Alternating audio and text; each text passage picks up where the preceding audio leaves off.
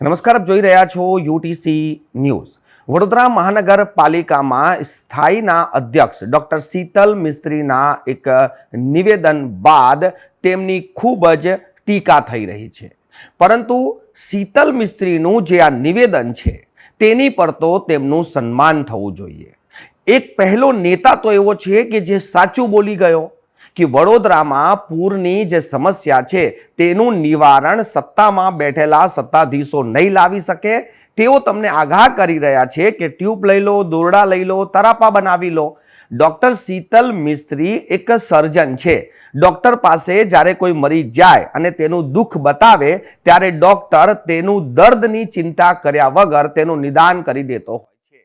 આજે લાગે છે કે ડૉક્ટર શીતલ મિસ્ત્રી સ્થાયીના અધ્યક્ષ તો છે, પરંતુ હજી પણ તેમનામાં એ ડૉક્ટર એક સર્જન જીવિત છે।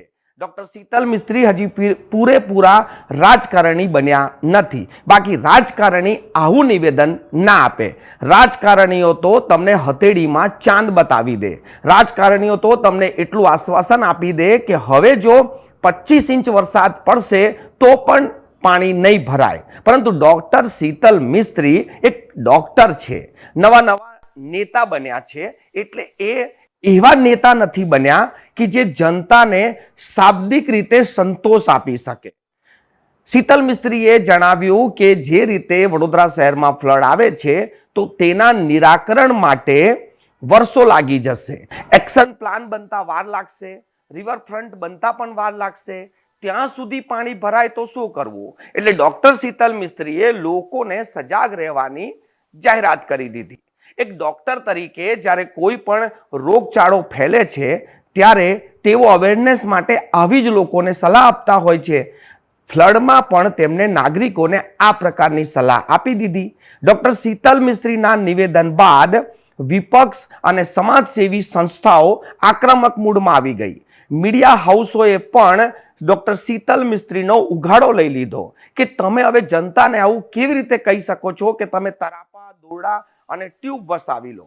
પરંતુ મારી નજરે ડૉક્ટર શીતલ મિસ્ત્રીનું સન્માન થવું જોઈએ। સન્માન થવું જોઈએ તેમની સચ્ચાઈ માટે, તેમનું સાચું બોલવા માટે, કેમ કે કમસે કમ કોઈક તો નેતા એવો નીકળ્યો કે જે સાચું બોલી ગયો, એને કબૂલ કરી લીધું કે વડોદરા શહેરમાં જે પૂરની પરિસ્થિતિનું નિર્માણ થાય છે તેના માટે જે એક્શન પ્લાન બનાવવામાં આવે છે કે તેના માટે જે કામગીરી કરવાની છે એમાં વર્ષો લાગી જશે।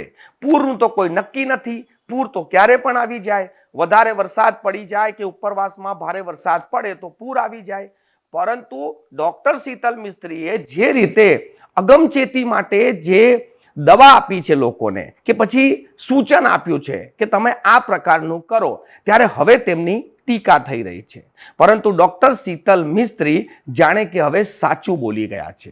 વડોદરા કોર્પોરેશન પાસે શહેરને પૂરથી બચાવવા માટે હાલ પૂરતો કોઈ જ પ્લાન નથી। એ કંઈ પણ કરીને વડોદરા શહેરના નીચાણવાળા વિસ્તારોમાં પાણી ભરાતા નહીં રોકી શકે અને વિશ્વામિત્રી નદીમાં જો ઉપરવાસથી ભારે વરસાદ પડશે તો તેઓ આલીશાન બંગલાઓમાં પણ પાણી ઘૂસતા નહીં રોકી શકે।